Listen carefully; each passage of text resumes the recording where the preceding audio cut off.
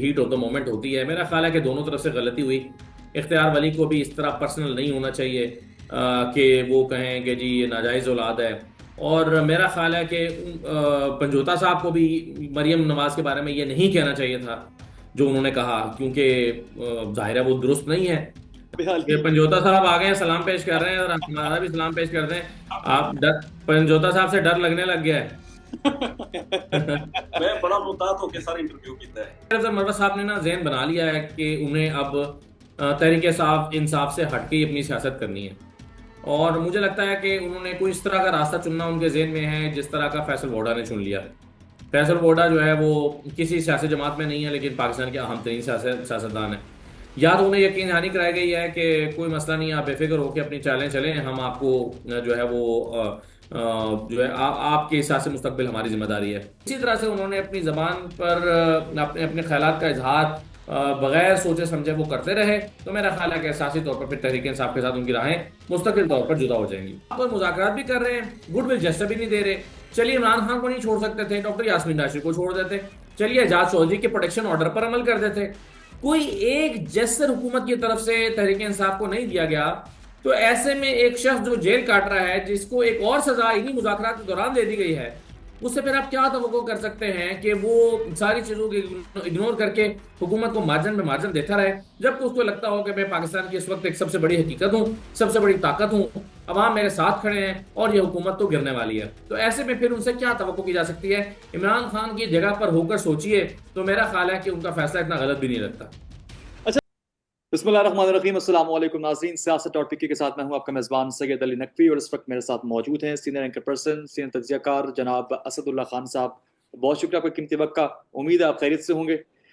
असदुल्ला खान बहुत साहब, मुज़ाकरात खत्म हो चुके, तहरीक इंसाफ गलती कर रखी है या फिर चूंकि अभी हमने देखा सेनेटर इरफान सिद्दीकी साहब ने भी प्रेस कॉन्फ्रेंस की रद्द-ए-अमल देते हुए बैरिस्टर गौहर के इस बयान पर जो अभी उन्होंने कहा कि खान साहब कह रहे हैं कि हम ऐलान करते हैं कि मुज़ाकरात खत्म कर दिए जाए, तो क्या लग रहा है, क्या उनका यह ऐलान करना दुरुस्त है पीटीआई के हक में, या फिर कुछ गलती कर रही है तहरीक इंसाफ? थोड़ा देखिए इंतजार करना देखिए चाहिए था। देखिए, दो जाविये हैं देखने के। एक जाविया तो ये है कि तहरीक इंसाफ को चूंकि यकीन हो गया था कि ये मुज़ाकरात कामयाब होने ही नहीं है, या जुडिशल कमीशन तो बनना ही नहीं है और इसमें से कुछ निकलना ही नहीं है। और इमरान खान को तो पहले दिन से ही इस पर यकीन था।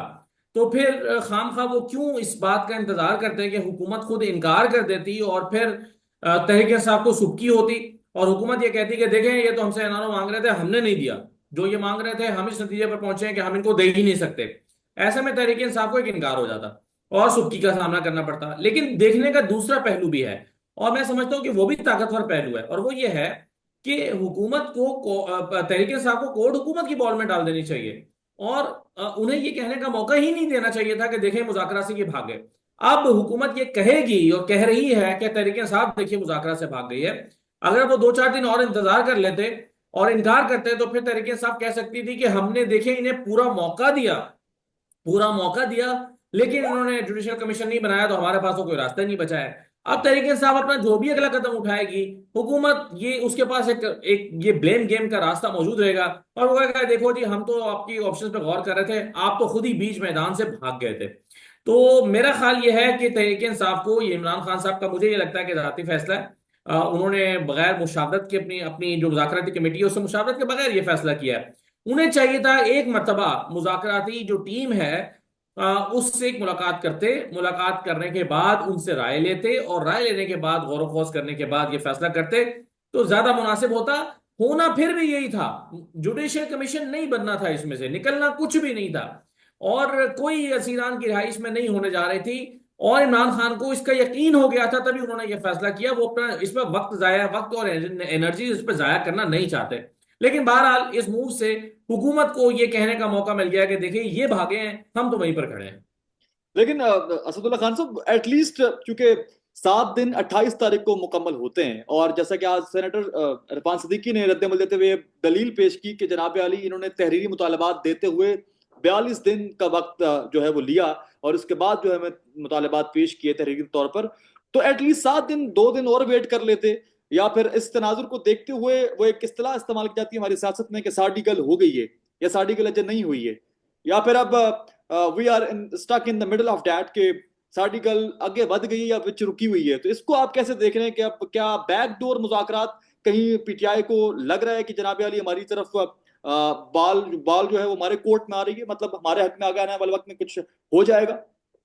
देखिए, एक पहली बात तो यह है कि 7 दिन 28 को कैसे पूरे होते हैं 16 से, मुझे नहीं समझ आती इस बात की कि 16 तारीख को अगर कहा गया कि हम 16 तारीख को, इरफान सिद्दीकी ने ऐलान किया था कि हम 7 वर्किंग डेज में जो है वो इसका जवाब देंगे। अब वो 7 डेज आज मुकम्मल होते हैं, लेकिन 7 वर्किंग डेज अगर डालें, चलिए बीच में एक हफ्ता इतवार आ जाता है, तो फिर आप इसको 25 पर ले जाइए, ज्यादा से ज्यादा तो 28 तो फिर भी नहीं बनती।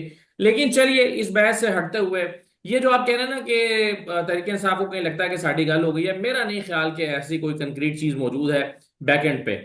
लेकिन इमरान खान साहब कॉन्फिडेंट जरूर हैं, और अपनी हर जो उनकी मीडिया टॉक होती है या जहां जिनसे भी बात होती है सहाफियों से या वकला से, उसमें वो अपने पूरे तमाद का इजहार करते हैं, और वो कहते हैं कि जी ये मामला यूं तो नहीं चल सकता, ये हुकूमत ऐसे तो नहीं चल सकती, ये निजाम इस तरह तो चल नहीं सकता।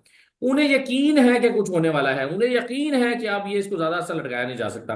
लेकिन इसका दूसरा पहलू भी हो सकता है ना। आप देखें, एक शख्स को 14 साल सजा सुना दी गई है, और सजा सुनाने के बाद के अलावा उनकी अहलिया को सजा सुना दी गई है। चले इमरान खान को तो हो गई। अब 190 मिलियन पाउंड केस में जिसका फैसला आप कहते हैं ना जी, बंद लिफाफे पे कैबिनेट ने किया और मलिक रियाज को फायदा दिया, तो क्या मलिक रियाज को फायदा जो है वो बुशरा बीबी ने दिया? तो उन्हें ये लगता है कि जब बुशरा बीबी को, मेरी अहलिया को जबरदस्ती इस मामले में घसीटा जा रहा है, तो फिर मैं इनसे खैर की तवक्को कैसे कर सकता हूँ? और प्लस आप देखिए ना कि वो भी एक ह्यूमन बींग है जो 550-600 दिनों से जेल काट रहे हैं, और पॉलिटिकल केसेस में काट रहे हैं, पॉलिटिकली मोटिवेटेड केसेस में काट रहे हैं। तो ऐसे शख्स के लिए जब आप मुज़ाकरा शुरू कर रहे हैं, तो वो गुडविल जेस्चर तो दे। आप मुज़ाकरात भी कर रहे हैं, गुडविल जेस्चर भी नहीं दे रहे। चलिए इमरान खान को नहीं छोड़ सकते थे, डॉक्टर यास्मीन राशि को छोड़ देते। चलिए एजाज चौधरी के प्रोटेक्शन ऑर्डर पर अमल कर देते। कोई एक जेस्चर हुकूमत की तरफ से तहरीक इंसाफ को नहीं दिया गया। तो ऐसे में एक शख्स जो जेल काट रहा है, जिसको एक और सजा इन्हीं मुज़ाकरात के दौरान दे दी गई है, उससे फिर आप क्या तवक्को कर सकते हैं कि वो सारी चीजों को इग्नोर करके हुकूमत को मार्जिन में मार्जिन देता रहे, जबकि उसको लगता हो कि मैं पाकिस्तान की इस वक्त एक सबसे बड़ी हकीकत हूँ, सबसे बड़ी ताकत हूँ, अवाम मेरे साथ खड़े हैं और ये हुकूमत तो गिरने वाली है। तो ऐसे में फिर उनसे क्या तवक्को की जा सकती है? इमरान खान की जगह पर होकर सोचिए, तो मेरा ख्याल है कि उनका फैसला इतना गलत भी नहीं लगता। अच्छा, अब चूंकि जिस मीडिया को इस वक्त दबाने की कोशिश की जा रही है, इसी मीडिया के थ्रू एक आम आदमी में इतना शऊर पैदा हो चुका है कि वो जानता है कि ये जो मुज़ाकरात थे ये ज़ाहिरी मुज़ाकरात थे, कुछ मुज़ाकरात पस पर्दा भी हैं। इस चीज़ से मेरे ख्याल से हर शख्स अब वाकिफ है। तो इस मौजूदा सूरत हाल को देखते हुए, जैसा कि ऐलान आज किया गया, कहीं ना कहीं लगता नहीं है, कहीं ना कहीं गुमान ये चीज़ पैदा होती है कि ज़ाहिरी मुज़ाकरात तो ख़त्म हुए, लेकिन सवाल बाकी है कि क्या जो पस पर्दा मुज़ाकरात थे वो भी ख़त्म हुए, या फिर वो भी स्टिल इन प्रोसेस है? देखिए, पस पर्दा जो मुज़ाकरात या बातचीत है या पैगाम रसानी आप इसको कह लीजिए, वो हमेशा जारी रहती है। वो पहले दिन से है, वो अब भी है, वो मुज़ाकरात शुरू होने से पहले भी थी, वो मुज़ाकरात के खत्म होने के बाद भी रहेगी।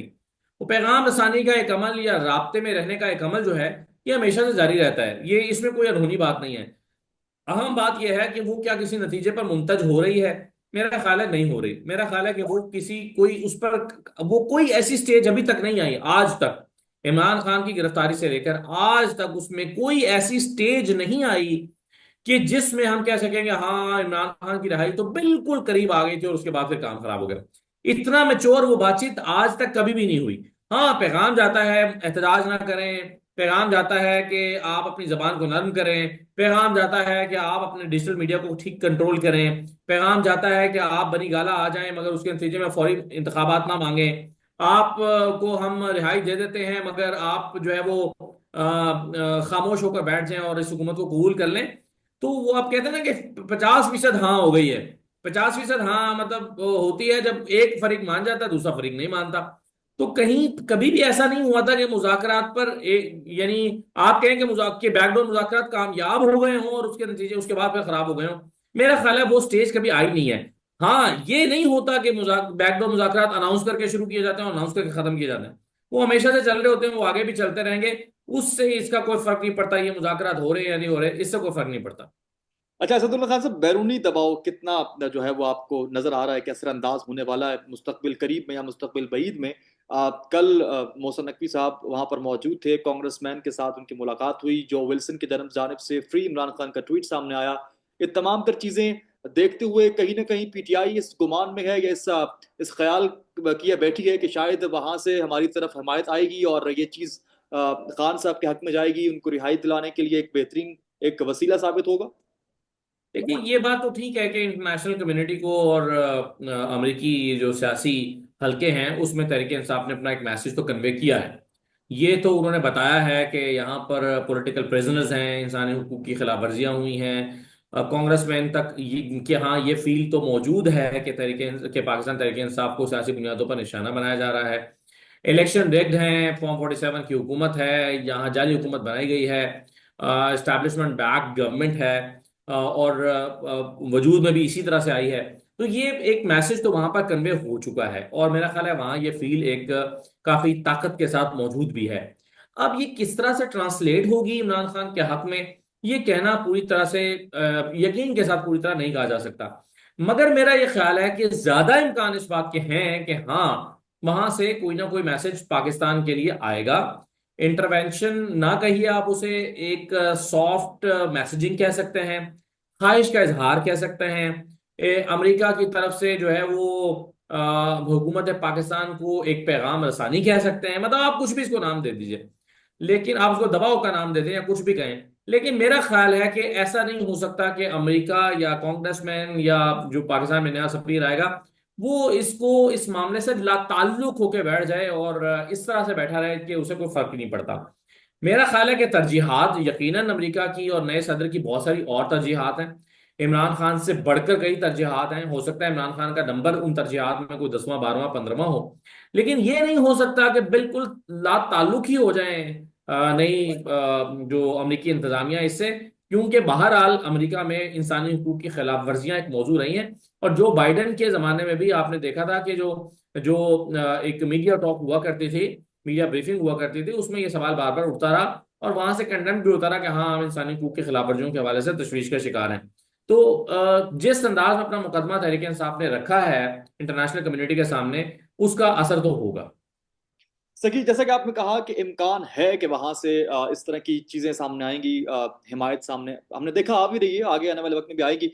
तो लगता नहीं ऐसा कि अगर उनके कहने पर या बैरूनी दबाव कह लीजिए या उनकी हिमायत या ख्वाहिश जो भी है उसके जेर असर अगर इस तरह से होता है तो फिर एक नया बयानिया क्रिएट हो जाएगा कि बैरूनी मुदाखलत से जो है वो ये मामला सॉल्व कराया गया। हालांकि ये भी एक हकीकत है कि माजी में भी तमाम तर जो हमारी सियासी दौर रखे गए उसमें बैरूनी मुदाखलत रखी गई, लेकिन इस बार जरा खान साहब के हवाले से जरा खुल के चीज सामने आ रही है।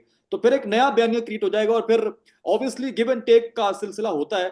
जब उनकी जानिब से खान साहब के लिए किया जाएगा तो फिर वो खान साहब से कुछ इन रिटर्न तलब भी करेंगे, कुछ डिमांड भी करेंगे। देखिए, बहुत सारी चीजें हो सकती हैं, कतईयत के साथ तो कुछ नहीं कहा जा सकता, लेकिन बैरूनी दबाव आप कह रहे हैं कि कहा जाएगा बैरूनी दबाव आया था या मुदाखलत हुई थी। आपने अभी आजकल एक बहुत मामला जेर बहस है, डॉक्टर नसीम अशरफ साहब की किताब जो है, जिसमें उन्होंने कहा कि नवाज शरीफ को रिहाई दिलवाने के लिए अमेरिकी सदर खुद पाकिस्तान आए और उनको स्टेट डिपार्टमेंट ने मना किया कि वो यहाँ पर ना आए, लेकिन वो यहाँ आए। और यहाँ आने के बाद जो है वो उन्होंने इमरान नवाज शरीफ की रिहाई में अपना एक किरदार तो बहरहाल अदा किया। तो आप उसको अब इंटरवेंशन कह लें, आप उसको अपना असर रसूख का इस्तेमाल कर लें। अब देखिए ना, उस जमाने में भी अगर परवेज मुशर्रफ के जहन में ये बात थी कि उन्होंने फांसी देनी है, तो नवाज शरीफ की फांसी तो नहीं बनती थी ना। ऐसे में अमेरिका का इंटरवीन करना तो ठीक ही था एक तरह से। मेरा ये ख्याल है कि उन्होंने जो है वो अपना रोल अदा किया। अगरचे इंटरनेशनल कम्युनिटी ने भुट्टो की जान बचाने के लिए भी बड़ा रोल अदा किया था, लेकिन उस वक्त उस पर उसको माना नहीं गया। फिर आलमी हालात इस किस्म के हो गए, यहाँ रशिया अफगानिस्तान में आ गया, पाकिस्तान अमेरिका की जरूरत बन गया, तो उन्होंने इस मामले को जाने दिया कि चले ठीक है, जो हुआ सो हुआ, हमें आगे देखना है और हमें जो है वो आगे बढ़ के ज़ियाउल हक साहब से मदद दरकार है। और ज़ियाउल हक साहब ने पूरी मदद की भी।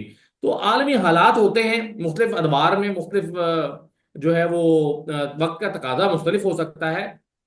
और इसको मेरा ख्याल है कि मुदाखलत नहीं कहा जाएगा, क्योंकि इनकार कर दे हुकूमत पाकिस्तान कहे एब्सोल्युटली नॉट, हम आप हमसे इमरान खान की रिहाई की सिफारिश कर रहे हैं, हम नहीं मानते आपकी सिफारिश को, तो फिर क्या होगा? फिर क्या आपको लगता जो है मुल्क आपको लगता है फिर कि बनेगा हमारी जैसे कि जी। आपको लगता है कि हमारी हुकूमत या हमारी सुप्रीम पावर इस कंडीशन में है कि वो दो टोक इनकार कर सकती है। नहीं, मेरा नहीं ख्याल, मुझे नहीं लगता कि वो इनकार करने की पोजीशन में होगा। सही। अच्छा, पार्टी की कुछ जरा मौजूदा सूरत हाल पे मैं आपसे राय लेना चाहूंगा। शेर अब्दुल मरवत ने गुज़श्ता हफ्ते जो है वो जाकर टेलीविजन प्रोग्राम पर बड़े गिले शिकवे किए अपने हवाले से, पार्टी के रवैये के हवाले से। और अभी कहा जा रहा है बैरिस्टर गौहर अली खान की तरफ से कि खान साहब ने बाकायदा कहा है कि मरवत को मेरे करीब मत आने दो, मेरा वकील नहीं है ये। तो क्या लग रहा है शेर अब्दुल मरवत को लेकर पार्टी में कुछ इनसिक्योरिटीज हैं? ऐसे क्या खदशात हैं, ये इतना तासुब पैदा हो गया? मेरा ख्याल है कहीं ना कहीं शेर अफजल मरवत साहब ने ना जहन बना लिया है कि उन्हें अब तहरीक साफ इंसाफ से हटके ही अपनी सियासत करनी है। और मुझे लगता है कि उन्होंने कोई इस तरह का रास्ता चुनना उनके जहन में है जिस तरह का फैसल वोडा ने चुन लिया। फैसल वोडा जो है वो किसी सियासी जमात में नहीं है, लेकिन पाकिस्तान के अहम तरीन सियासतदान है। या तो उन्हें यकीन दहानी कराई गई है कि कोई मसला नहीं, आप बेफिक्र होकर अपनी चालें चलें, हम आपको जो है वो जो है आपके हिसाब से मुस्तकबिल हमारी जिम्मेदारी है। या तो कहीं से उनको यकीन दहानी हो गई है, या फिर वो बहुत सादा हैं, मैं बेवकूफ़ नहीं कहना चाहता, या मुझे लगता है कि वो बहुत गलतियां कर रहे हैं। शेर अब्दुल मरवत ने बहुत कम उन इतने लकी लोगों में से हैं कि जिन्होंने बहुत तेजी के साथ मकबूलियत हासिल की, शोहरत पाई, आवाम उनको बहुत पसंद करने लगे। शेर अब्दुल मरवत अचानक शोहरत के आसमान पर पहुंचे, लेकिन फिर अपनी मेच्योरिटी के साथ उनको अपनी इस जगह को मजबूत करना, पार्टी के अंदर जगह बनाना, आला मकाम लेना। आप देखें ना, एक वक्त में पब्लिक अकाउंट्स कमेटी के लिए भी उनका नाम कंसिडर हुआ था, लेकिन जल्दबाजी कर गए, अपनी जबान पर कंट्रोल पूरी तरह से ना रहा, पार्टी डिसिप्लिन की खिलाफ वर्जी करते रहे, अपने ही गोल में बॉल फेंकते रहे, अपने ही फौजी मारते रहे, अपना हाथी लेकर अपने ही सफों में घुस गए अपने। तो ये जो सारी चीजें थी वो एक एक करते करते करते इतनी गलतियां जमा हो गई हैं कि खान साहब उनको बहुत मार्जिन देने के बावजूद भी अब मार्जिन नहीं दे पा रहे। और एक ही रास्ता बचा है कि शेर अब्दुल मरवत अब खामोशी इख्तियार करें, वक्त का इंतजार करें, इमरान खान साहब के साथ बैठें जिस जब उनको मौका मिल जाए, यानी इमरान खान के बाहर आने के बाद, और एक फ्रेश स्टार्ट लें। तो ये मेरा ख्याल है उनके पास रास्ता बचा है। लेकिन अगर इसी तरह से उन्होंने अपनी जबान पर अपने अपने ख्यालात का इजहार बगैर सोचे समझे वो करते रहे, तो मेरा ख्याल है कि एहसासी तौर पर फिर तहरीक इंसाफ के साथ उनकी राहें मुस्तकिल तौर पर जुदा हो जाएंगी। ऐसा नहीं लगता कि कहीं पार्टी में उनके लिए एक हसद या तासुब का एलिमेंट पैदा हो चुका है? क्योंकि हमने देखा माजी में कि खान साहब के बड़े जानिसार एक कारकुन रहे, उनके लिए बड़ी उन्होंने आगे बढ़ चढ़कर तकरीरें की, उनके लिए आवाज बुलंद करते हमने देखा। तो खान साहब से अब उनके मिलने का मौका तक नहीं मिल रहा, या आगे शायद पार्टी के लोग उन्हें जाने नहीं दे रहे। तो इज देयर एनी इनसिक्योरिटी? देखिए, मेरा ख्याल है कि ये हमेशा हर पार्टी में होता है। आप आज नून लीग को देख लीजिए, इक्तदार में है, लेकिन अगर एक मिनिस्टर फर्ज कीजिए नारोवाल से हैं, तो उनकी पूरी कोशिश है कि नारोवाल से कोई दूसरा मिनिस्टर ना बने। अगर एक मिनिस्टर शेखुपुरा से हैं, तो उनकी पूरी कोशिश है कि शेखुपुरा से कोई दूसरा मिनिस्टर ना आए। इनसिक्योरिटी फील होती है। तो ये तो हर पार्टी में हर वक्त होता है, चाहे वो हुकूमत में हो चाहे वो अपोजिशन में हो। एक साहब को मैं जानता हूं, उनकी मुखालफत फैसलाबाद डिवीजन से, एक जो पीटीआई पीएमएलएन के बहुत अहम रहनुमा हैं, वो बड़ी शदीद मुखालफत उन्होंने की कि इनको वजीर ना लगाने दें, जो अभी नाम कंसिडर हो रहे हैं। तो ये तो हर वक्त हर पार्टी में होता है, लेकिन इसको इस मामले को टैकल करना पड़ता है। इसका मतलब ये नहीं है कि आप बंदूक उठाएं और चढ़ दौड़े अपनी पार्टी पर गए, ये देखो ये मेरा मुखालिफ है, ये देखो ये मुझसे जालिस हो रहा है, ये देखो ये मेरे खिलाफ बयान दे रहा है, ये देखो ये नहीं चाहता मैं इमरान खान के करीब हो जाऊं। ऐसा तो नहीं होता। आपको अभी भी पार्टी के अंदर कितने लोगों की आपस में मुखालफत है, मुखासमत है, एक दूसरे आप प्राइवेट मीटिंग में एक दूसरे के से अपने शिकवे भी करते हैं, यानी सहाफियों से करते हैं, यार ये देखो ये किस तरह कर रहा है। लेकिन पब्लिक में आकर, टेलीविजन पर आकर आप उनसे उनके बारे में राय लेंगे, तो वो कहेंगे नहीं नहीं हमारे भाई हैं, हमारे दोस्त हैं, पार्टी का असासा है, इस तरह की बात करेंगे। तो एक हिकमत भी कोई चीज होती है, मसलहत पसंदी भी कोई चीज होती है। शेर अफजल मरवत साहब ने इन तमाम चीजों को बालाए ताक रख दिया है। आप क्या समझते हैं कि एक शख्स जो खान साहब पे जान निसार करने का इरादा रखता था या ख्वाहिश रखता था, वो आज खान साहब उससे दूरी इख्तियार करने के लिए खुद कह रहे हैं कि मेरे करीब ना भेजा जाए? ऐसी क्या बड़ी गलती हुई उनसे? देखिए, साफ बात है वो नाराज हैं, खान साहब उनसे नाराज हैं। अब दो चीजें हो सकती हैं ना, या तो खान साहब को यकीन होगा कि इन्होंने बहुत गलतियां की हैं, लेकिन ये मुखलिस हैं हमारे साथ, पार्टी के साथ मुखलिस हैं, इमरान खान के साथ मुखलिस हैं, लेकिन गलतियां बहुत करते हैं। तो नताइज मुख्तलिफ हो सकते हैं। और दूसरी बात ये हो सकती है कि इमरान खान को यकीन हो गया होगा कि इनकी लॉयल्टी कॉम्प्रोमाइज्ड है, ये जो कुछ कर रहे हैं ये किसी के कहने पर कर रहे हैं या इनकी वफादारी किसी और के साथ है, तो फिर इसके नताइज मुख्तलिफ हो सकते हैं। तो ये तो अब जाहिर है इमरान खान ही बता सकते हैं कि वो ये जो फैसला कर रहे हैं वो महज नाराजगी की वजह से कर रहे हैं, या वो किसी ऐसी यकीन दहानी के बात कर रहे हैं, या उनके पास खबर है कि उनकी लॉयल्टी मशकूक हो चुकी है। तो ये तो वही बता सकते हैं कि इमरान खान ने यह फैसला महज नाराजगी की वजह से किया है, महज गुस्से की वजह से किया है, या बहुत इंतहाई कदम वो उठा चुके हैं। सही असदुल्ला खान साहब, एक जानिब मीडिया को दबाने की कोशिश की जा रही है, दूसरी जानिब एक टेलीविजन चैनल के लाइव प्रोग्राम में बैठकर जो है वो मौजूदा हुकूमत के नुमाइंदगान एक दूसरे पर हाथ उठाने में पहल करते हैं, किसी किस्म की झिझक और हिचकिचाहट किए बगैर। तो ये जो सिनेरियो क्रिएट हो रहा है इस वक्त, क्या समझते हैं कि किस जानिब हम गामजन हैं और ये मामला आगे मजीद कशीदा हो जाएगा?